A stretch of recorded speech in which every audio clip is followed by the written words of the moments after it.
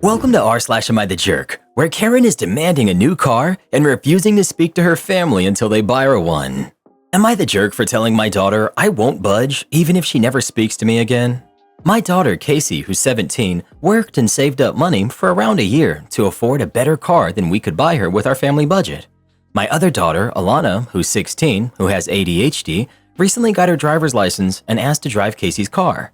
Casey allowed it, but Alana ended up having a bad accident about 6 months ago, which basically rendered the car unusable. The insurance payout wasn't nearly enough to cover a replacement, and with Alana's medical bills from the accident, thankfully there was no permanent damage, just a broken arm and leg, there was no way we could afford to replace Casey's car immediately. Alana was very apologetic to Casey, and so were we, since we couldn't afford to replace our car. Casey didn't accept our apology and has been avoiding us, skipping family dinners, and acting as though her mom, Alana, and I don't even exist. She only talks to us when she needs a form signed for school. I begged her to come to a family therapy session, and she eventually agreed to, but with the condition that Alana couldn't be present. In the therapy session, she told us that she wouldn't resume a relationship with us until we replace her car, which realistically won't be until next year. When the therapist asked how she expected us to do that, Casey said we could just make Alana work to earn the money. The issue is that Alana has severe ADHD and already struggles to manage her schoolwork. I'm worried that making her work to earn the money will harm her grades and have significant ramifications for the future. Casey said, "Well, she should have thought about that before destroying my car. I don't care. I'm not going to speak to any of you unless I have my car replaced." I responded that she was free to avoid speaking to me for as long as she wanted, but I'm not going to permanently harm her sister's future to get her a car earlier. My wife agrees with me that we need to stand firm in our position, but is also genuinely afraid that Casey might never speak to her again. I understand that her car was ruined, but as a parent, I need to look out for all of my kids, not just one. I also don't want to set the precedent that emotional blackmail will work, even if what you're asking for is unreasonable. Am I the jerk? Alana aside, what lesson will Casey take from this at 17? Hopefully not that her good habits and hard work leads nowhere. Anyone wondering how much convincing it took for Casey to let Alana drive her car? You're the jerk. You're just trying to protect Alana from the consequences of her actions. If her condition is that bad, why was she allowed to drive in the first place? You're the jerk. You say you have to look after both your kids, but you're only looking after one. You're protecting Alana's future by not giving her any consequences for her actions, like getting a job. But Casey is already suffering the consequences. She's lost her car, but you brush over that. Favoritism is pretty clear here. Not the jerk. Ignore all these immature kids on Reddit insulting your parenting. The way your daughter is treating her family is not okay. She's throwing a fit over an unfortunate event that nobody asked for, and she's disrespecting her family over it. She should just be glad that her sister was okay. If you can afford to replace the car, then go for it. But it's not a requirement for parents to buy their kids cars, even if their first car was totaled by a sibling. My parents laughed in my face when I was 18 and asked them for help buying my first car. I didn't stop talking to them because of it. I just worked, saved up, and bought something like a responsible person is supposed to. And I appreciated my car much more than my friends whose parents bought them theirs. Kids these days feel entitled to cars, have college paid for, their weddings paid for, house down payments made for them. It's crazy. This is why you have to be careful how you raise them. If you mess up, they'll become an entitled brat, like all these crazy kids on Reddit. I'm convinced that these commenters here do not have kids. While I agree that the youngest needs to help and is being coddled, the oldest is not dealing with it in a healthy way. She is the one who gave her sister permission to drive her car. She should remain respectful and wait until her parents can afford to help her replace it. Am I the jerk for telling my fiance I don't want my Temu engagement ring? I'm 27 female. My fiance, 29 male, proposed to me a few weeks ago. It caught me completely by surprise, but we've been together for 3 years and things have been going great, so I was really excited and said yes. I really liked the ring when I first saw it, and my friends and family all think it's stunning. It's an oval cut with diamonds across the band. I asked where he got it and he wouldn't tell me, only saying he got a really great deal on it. I didn't think much of it until yesterday when we were in bed. I asked him if it was a diamond or something else, mainly out of curiosity. I don't have a preference. He said he didn't know and would have to look it up. When I glanced at his phone, he was on Temu. I asked him if he got it from there and he didn't respond. I asked again and he replied with something like, "Does it matter?" before leaving the room and ended up sleeping on the couch. I spent all night feeling confused. Today, I decided to download the app and I looked up my ring. I found one that looked identical, listed at $38. I'm mad. He makes good money, $200,000 a year, and I feel like he could have spent more on a ring than one from Temu. Am I the jerk for telling him I don't want it? Update. He came home while I was FaceTiming a friend about this. I hung up with her and then talked to him for an hour. He apologized for sleeping on the couch and said he needed time to think. He doesn't agree with my concerns about the rings and says he did research and that it was highly rated.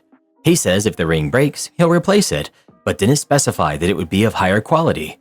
I've also received messages that the ring could be harmful to my health and that Temu has poor standards for their jewelry and labor practices, so now I really don't want to wear it. He left and went to his brother's house. Normally I'd go with him, but things are just tense. Am I the jerk for telling him I still don't want to wear it? Update. He came home this morning while I was in a work-from-home meeting. These comments made my head spin all night. I only got about 3 hours of sleep, so I admit I may be in the wrong for bringing up his finances. Regarding the gold digger rumors, when we met, I was making more than him and I often paid for things. His high-paying job is a recent development. I have my own money and I don't need his.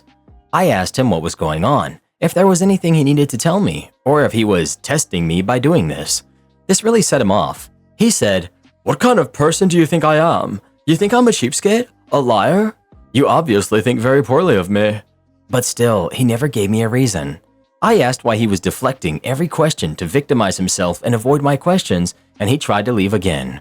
I tried de-escalating and told him I see where he's coming from, but I need to know if he still loves me.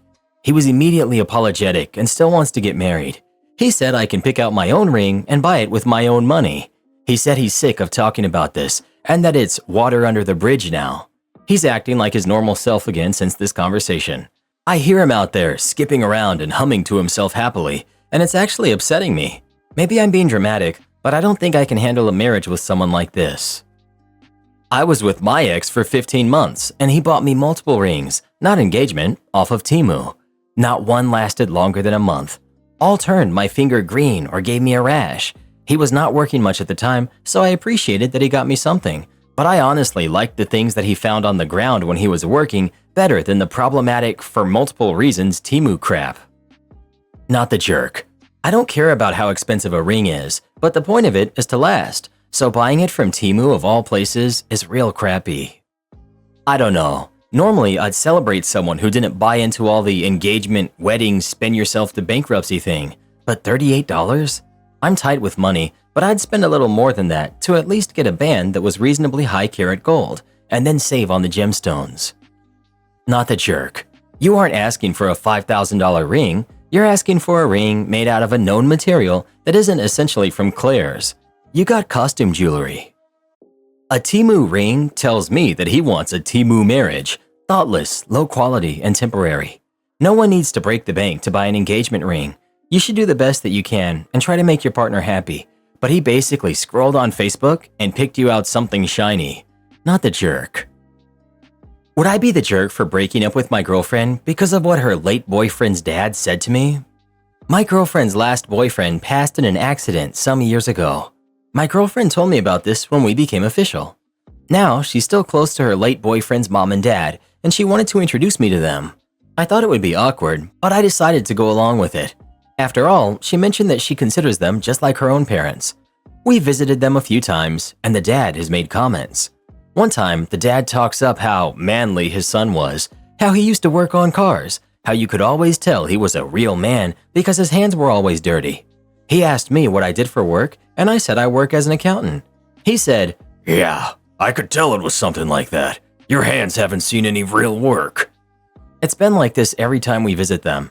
He mentions how great his son is at something and asks me something, then says how unmanly I am. I've talked to my girlfriend about it, but she says I'm just being insecure and I shouldn't feel threatened by it. I told her I don't want to visit them anymore, and we got into a pretty big fight.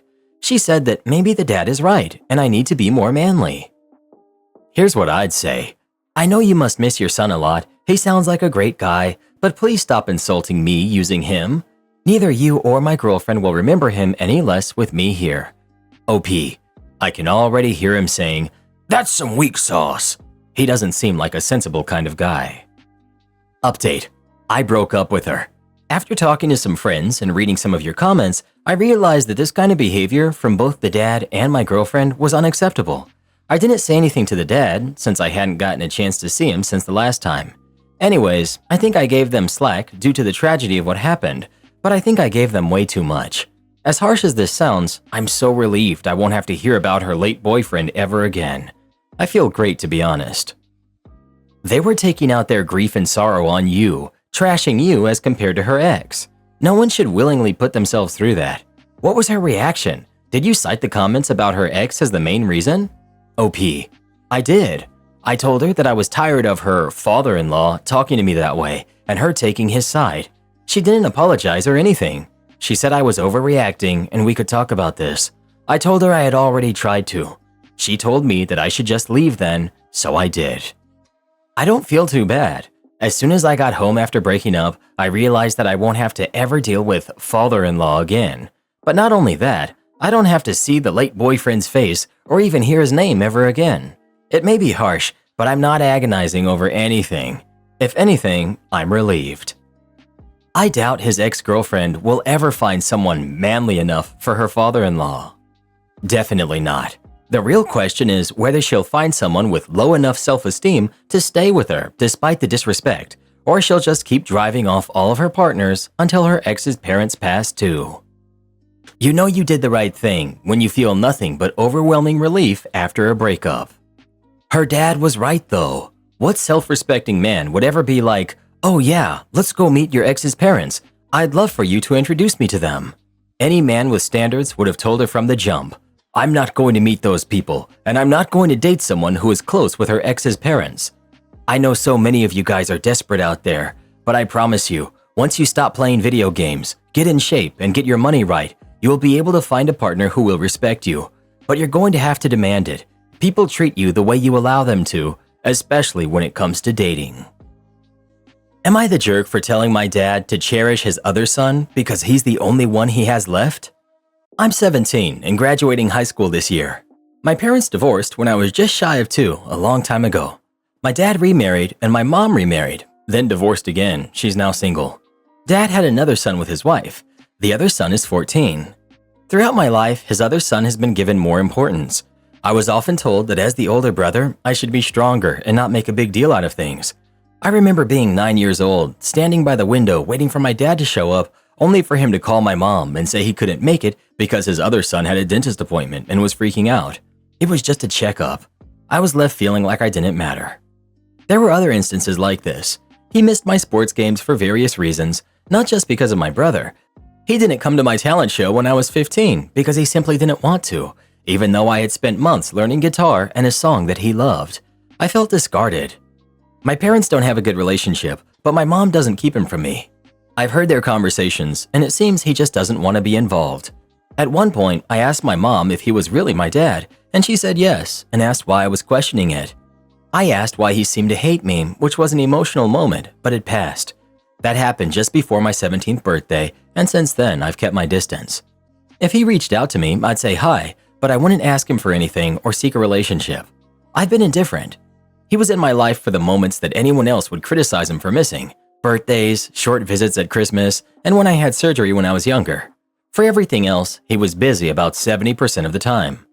Last week, he told me he regretted being so absent and said he had planned a trip to drive me to college when I start. We would leave right after my graduation and drive across the country. For context, I haven't been accepted to any college yet, but I've spoken to the one I want to attend, which is Washington, and it's basically guaranteed with my grades. I told him not to bother and that he should spend all summer with his son. I've never turned down an invitation to hang out or talk on the phone, even when I didn't want to, just to keep the peace. As far as I'm concerned, I don't have a dad. I have a mother and a man who occasionally spares time for his other kid. He didn't like my response and said I was his son too. I laughed and asked, "Since when?" We ended up arguing and it didn't end on good terms. I told him I was planning to cut contact when I turned 18, as he would probably do the same. So why bother maintaining a relationship that he never really wanted and I stopped wanting? He's been trying to reach out, but I've shut him down each time. He's dropped by, but I haven't seen him. He calls, I decline. He messages, I ignore. Yesterday, I sent him a message. "Hi, Dad. Please stop trying to talk to me. I truly want no relationship with you. You never wanted one with me, so I don't see why you're acting so hurt. I don't know if you never cared because of your own issues or because of your wife who wouldn't let you come over. I don't know, I don't care. I realized a while ago that I don't have a dad and have recently accepted it. I'm not mad, just indifferent. Keep the same energy you've had for the last decade and stay away from me. I hope your relationship with your son remains important to you because he's your only kid. Have a good life. My mom is upset with me and thinks I should just give him a chance because he's trying. I do feel a bit guilty because he seemed excited about the trip, but I wanted a dad who was genuinely proud of my achievements, not just someone who sent a generic card and text. Mom's guilt-tripping me, and I'm considering just doing the trip and then blocking his number when I get to college. It would be easier, but I don't want to continue faking smiles. Am I being unreasonable in all of this? Not the jerk. In fact, you're giving your dad exactly what he wanted all along. A son he doesn't talk too much, who stands on his own 2 feet and doesn't expect much from his dad. That's what he created. If he wants something different, you both need to agree. It's not up to him to decide you'll be a happy family now. How can I tell my boyfriend that I don't want to pay for things anymore? Me, 21, and my boyfriend, 28, had a conversation about 2 weeks into our relationship regarding splitting costs or paying each time we go to a restaurant or somewhere else. We've been dating for almost 4 months now, and we see each other every weekend because he has work and I have college. We live in different states. In the beginning of our relationship, I asked him if it was okay for me to cover some of our expenses. The reason I asked is that I was raised a certain way and don't want to feel like I owe anyone anything, except family. He told me he actually preferred it, but didn't know how to bring it up to me. Now, I know it might sound like I don't want to pay or split costs, but it's not that. It's just getting harder for me because I'm mainly traveling to see him every week, and we go out to eat every day. I don't know how to bring this up to him in a way he will understand because I've been paying and traveling for 4 months now. For extra context, I have a part-time job that only provides minimal income. It costs about $200 to travel to him and back.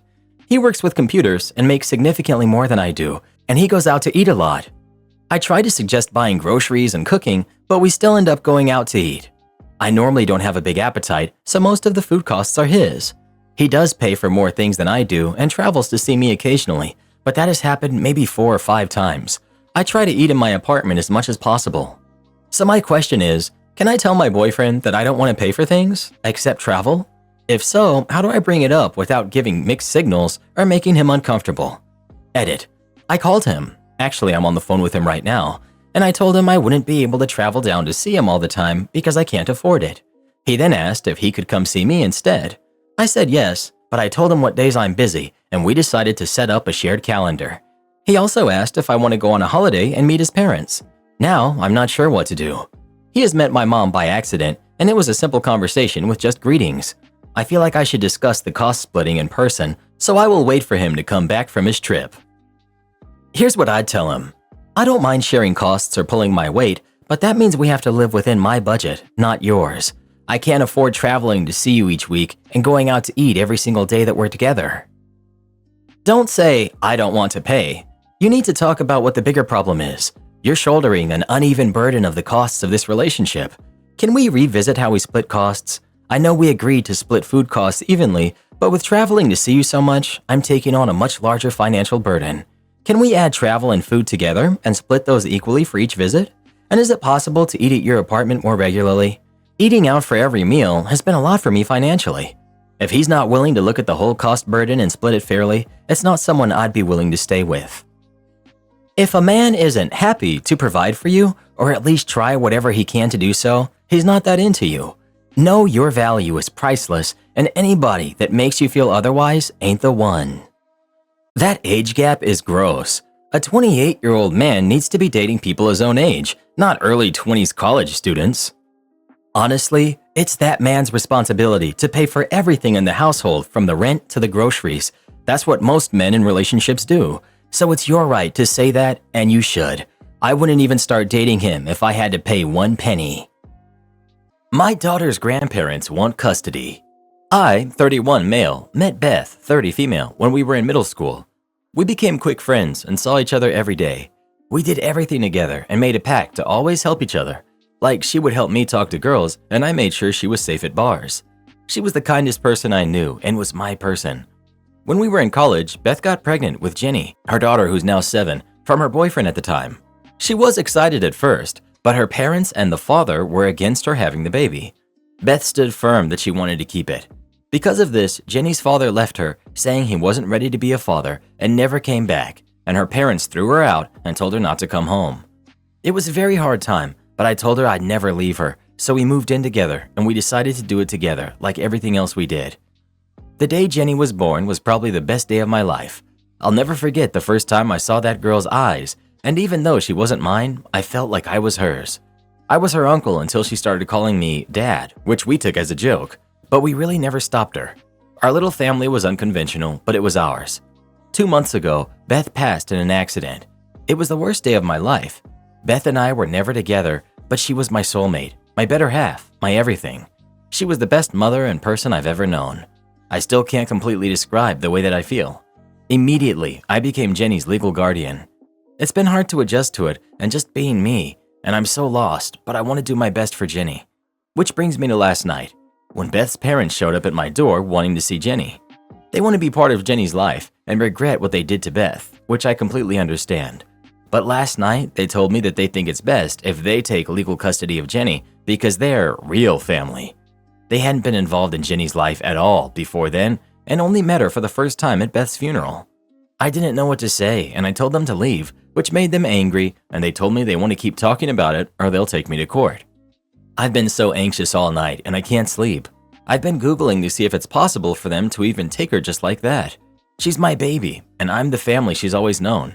Beth and I never really talked about the legality of my role because I was just her dad, plain and simple, but maybe we should have.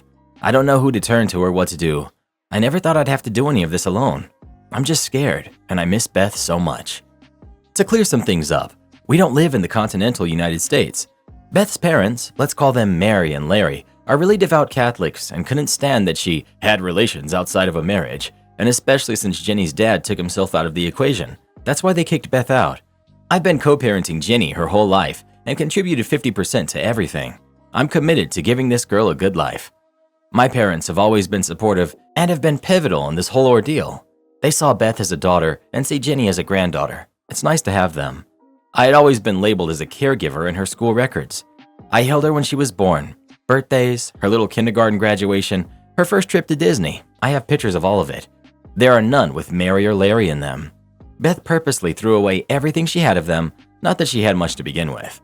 I had been dating someone at the same time when everything started, but I realized I didn't have the emotional bandwidth to be good to her, and I needed to prove stability in my home life. She understood and we ended things respectfully. We may reconnect someday, but my love life is not my priority. I talked with Jenny about the situation, and from the start, she understood what they are to her.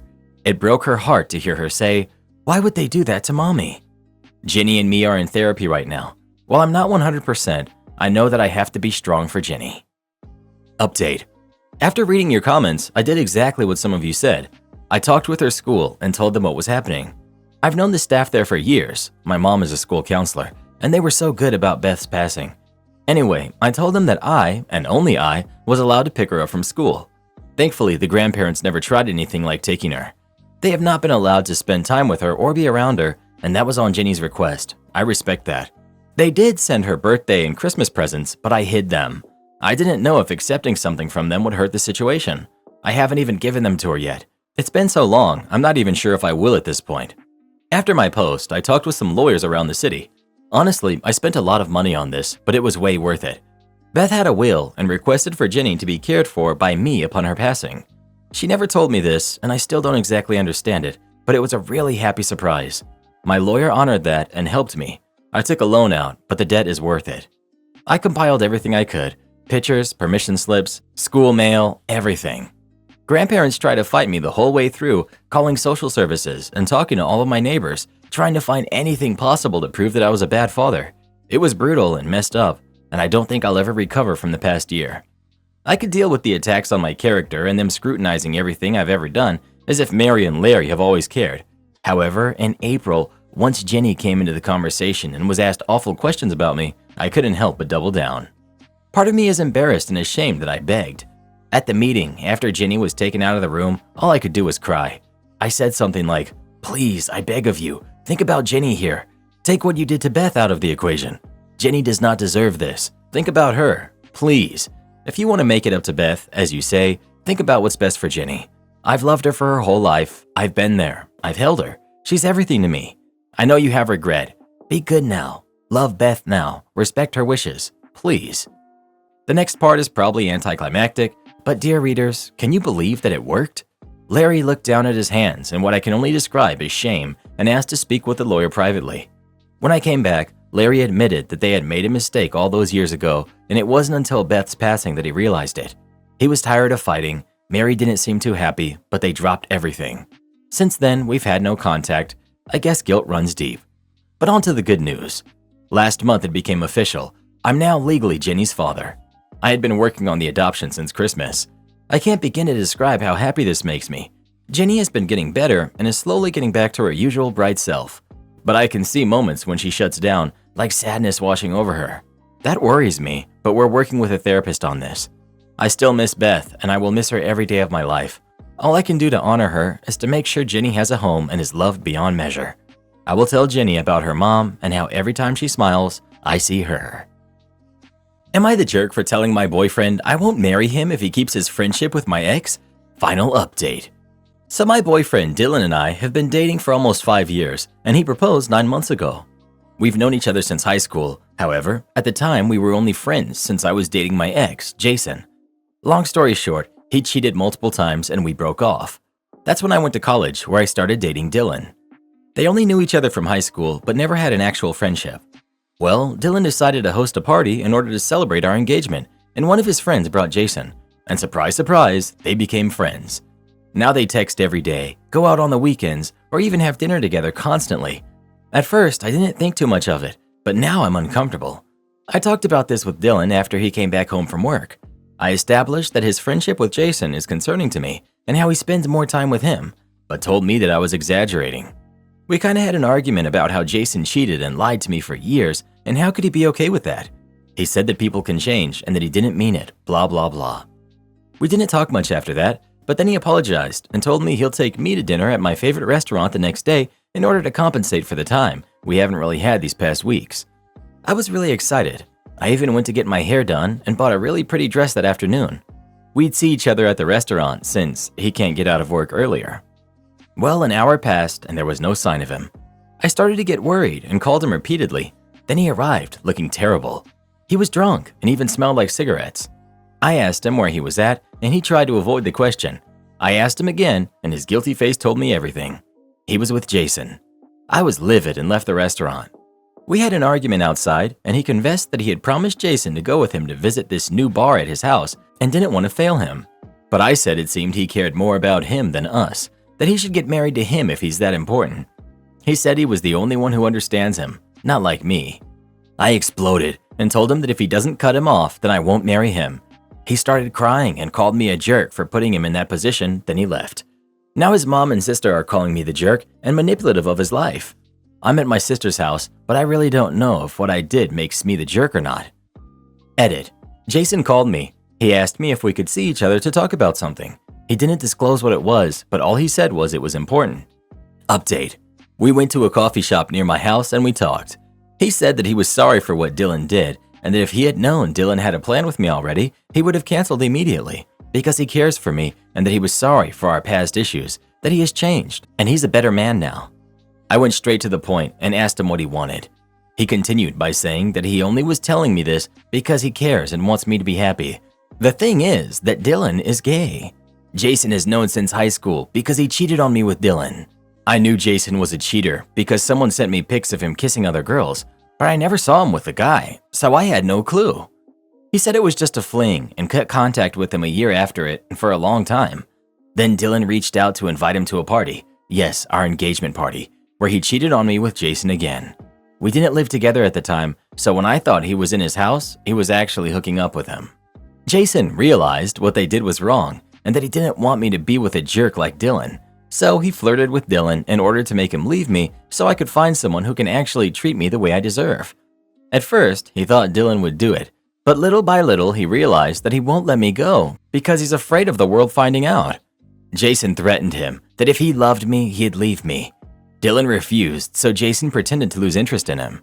Dylan became obsessed and afraid that he'd leave, so every time he could, he'd talk to him, see him, etc.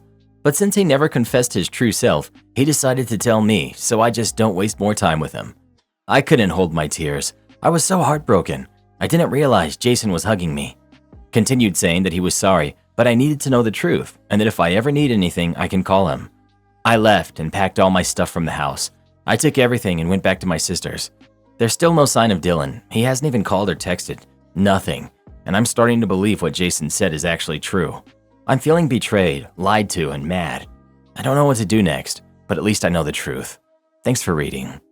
Update. Dylan never called me, so I decided to force him on telling me the truth. He was with a friend that told me so I visited him. He didn't want to talk to me, but I insisted. He started by saying he was sorry. He needed to clear his head, and then he'll come back home. I told him it wasn't necessary. I didn't want to get married anymore. He was mad and started going off on me. I then told him that I knew about everything with Jason and him and how he was a coward for using me to hide who he was. He was crying, saying that was BS, that I want to belittle him. After a few minutes, he gave up and implored me to not tell his family or anyone. I said I wouldn't do it, but still, I won't marry him. I gave him the ring, but he grabbed my hand, told me how could I do this to him, that I want to hurt him. I owed him this. I asked him to let me go, but he didn't. My friend had to pull us apart. Dylan was screaming and getting aggressive, saying that I should stop lying. I cheated on him with Jason, and I just wanted to blame him for it. My friend told him to get out, and he did. After this, his family called asking what I'd done to him, calling me a liar and a snake. Told them to talk to Dylan, and if they continue harassing me, I'd get the police involved. Jason also reached out, sent me flowers, and I threw them away. I told him to leave me alone and never contact me again if he didn't want me to get a restraining order. I haven't heard from them since that. Don't know how to start fresh. We were supposed to get married in July. I'm supposed to pick up my dress this weekend. My mom and sister told me that they'll help me with it, but they'll need me because I paid for it, so I'm the only one who can cancel it. Today I cut my hair and cried on the way back. I'm crying while writing this too. It's been so much and I feel horrible. So I guess that's it. Do this next. Tap here on your screen to come see our new podcast playlist, where you'll find thousands of hours of the best stories you've ever heard. Or tap the one on the right. That episode is specifically just for you, based on other videos you've enjoyed the most.